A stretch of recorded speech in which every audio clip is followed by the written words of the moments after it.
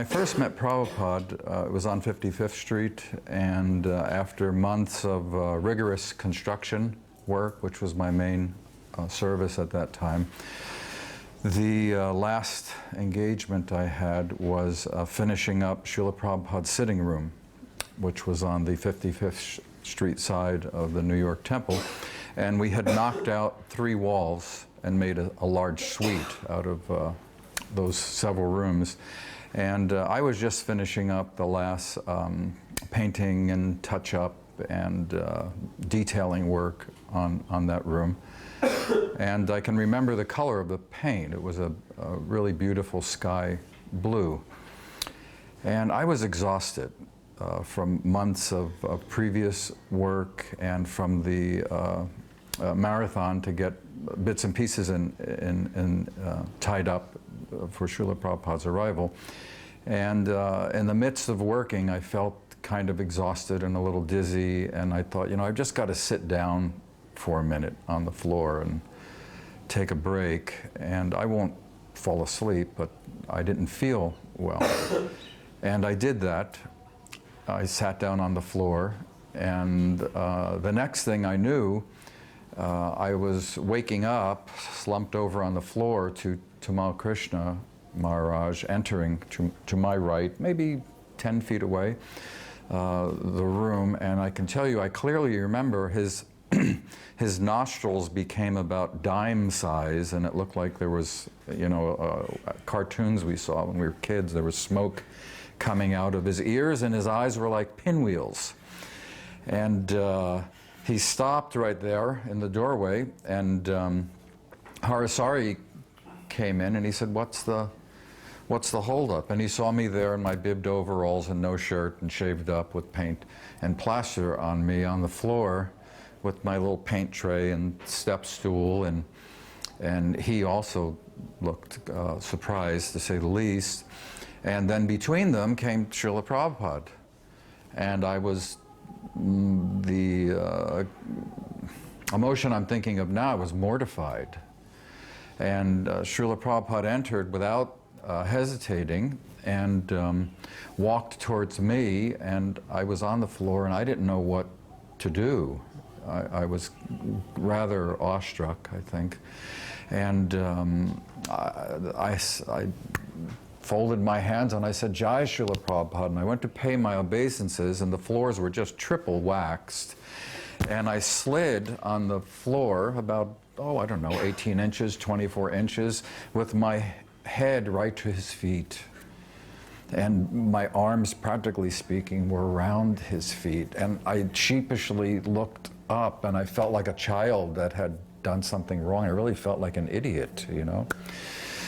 And I looked up at Srila Prabhupada sheepishly, and he had this huge Cheshire cat grin on his face, and he was looking down at me, and it looked like he was just going to burst out laughing any moment. And I gradually worked myself back up to my knees with my hands folded, and Srila Prabhupada said to me, have you done all of this work? And I said, I've done most of it. And he said, this is very nice. He said, thank you very much.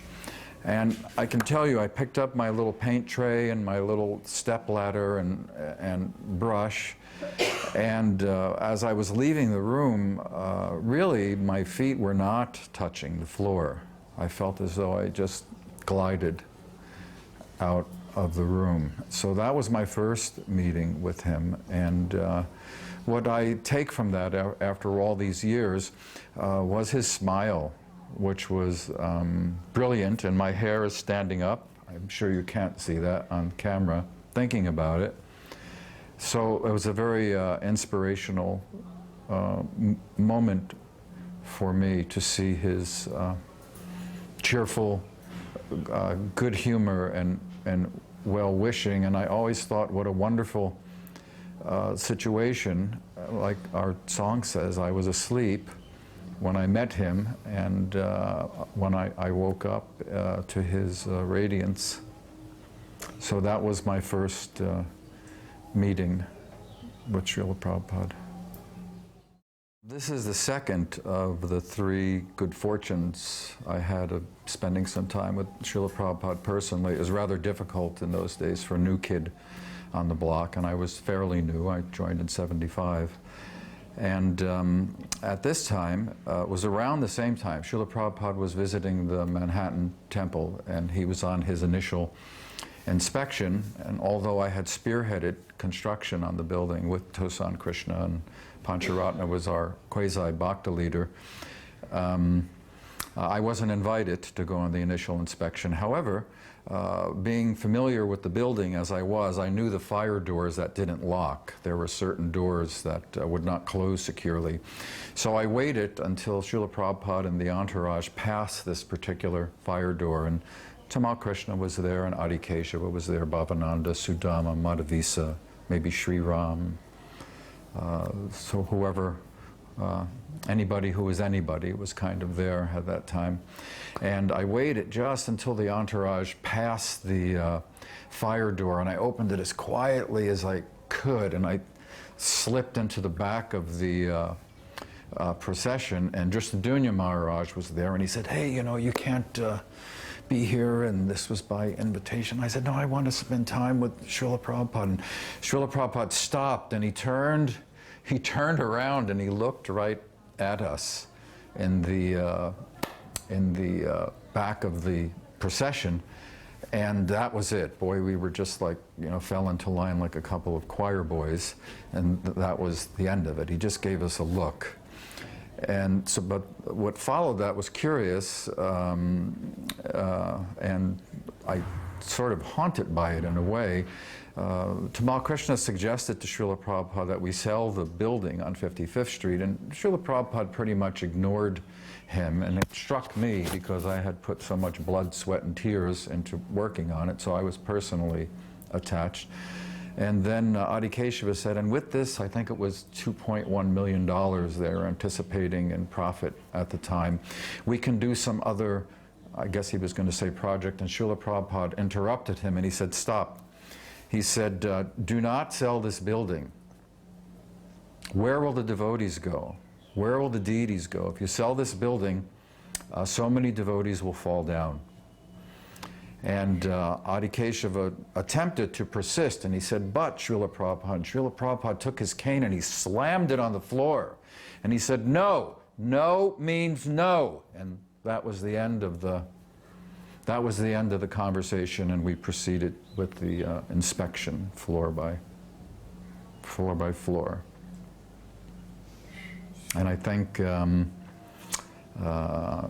the memory, I take care of that, and there's another story that goes along with this about the subsequent meeting that I crashed when they were planning to sell the 55th Street Temple, but I don't think it's appropriate to discuss that now, but I interrupted their meeting when they were talking about how they were going to sell the building.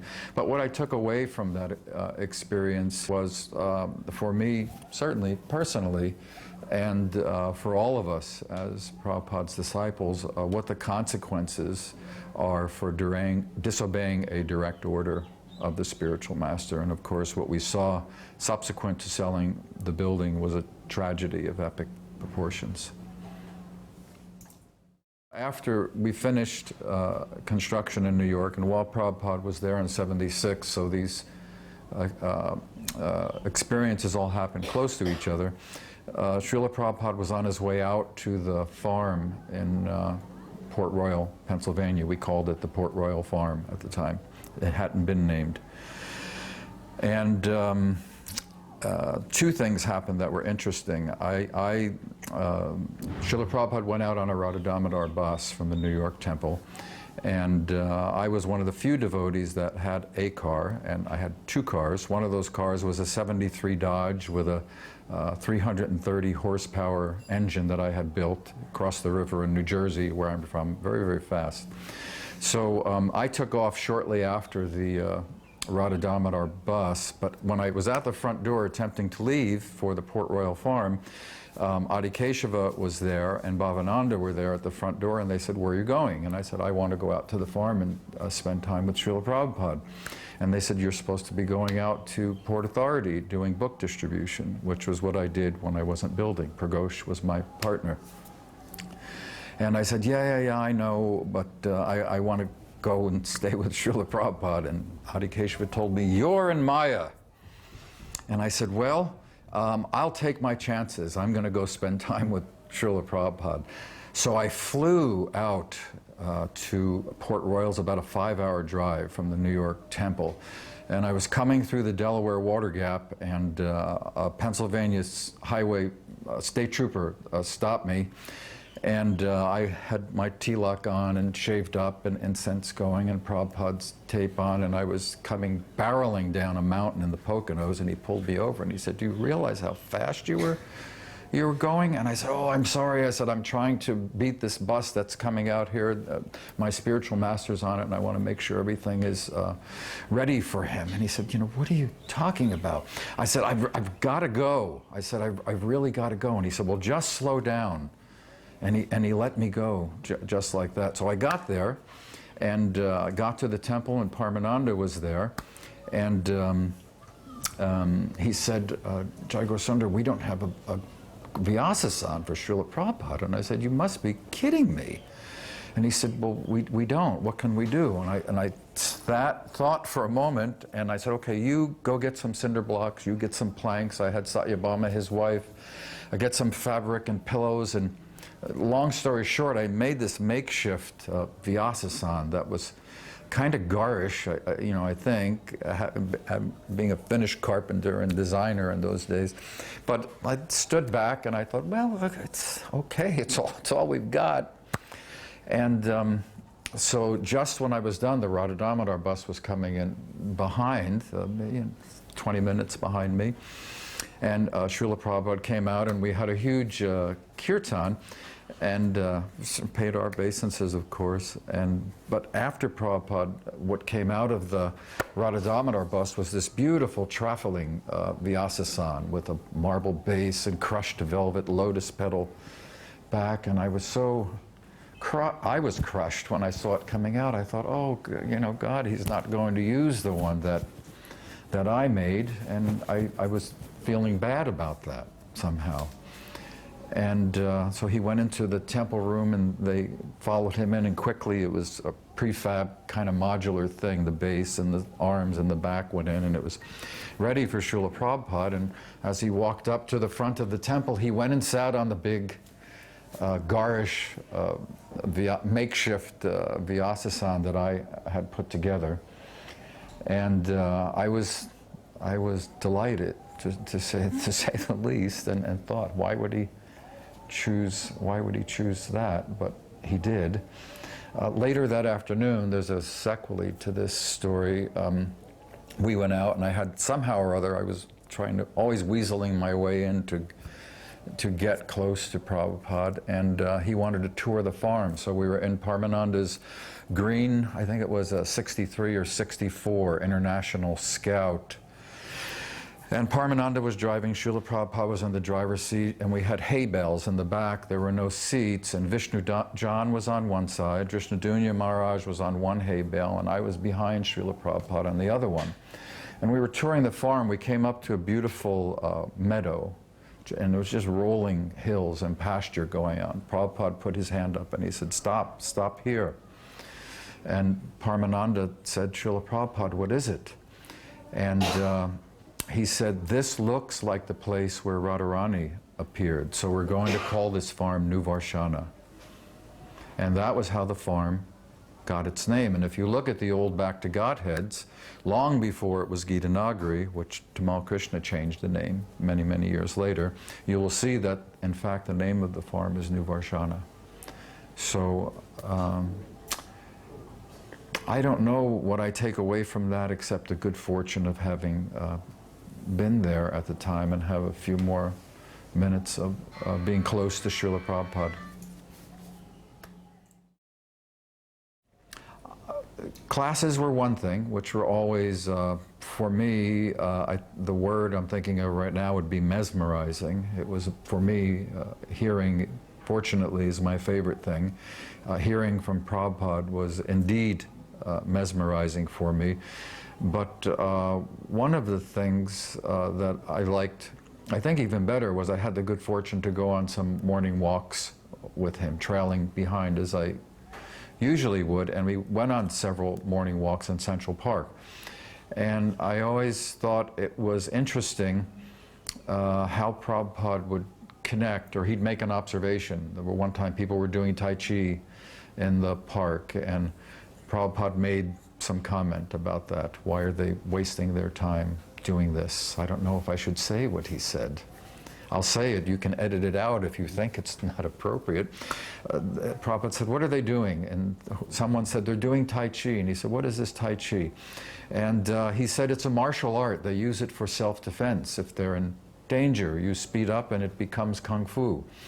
And Prabhupada said, oh, what a waste of time. He said, I'll just bring my gun. Prabhupada said like that. So he would connect different things we saw on the path, people and places and things, and he would incorporate it into whatever discourse. My hair is standing up again, which is, I think, a healthy sign. He would connect it into whatever was being discussed at the time, and that's what I'm remembering at this moment. Jaya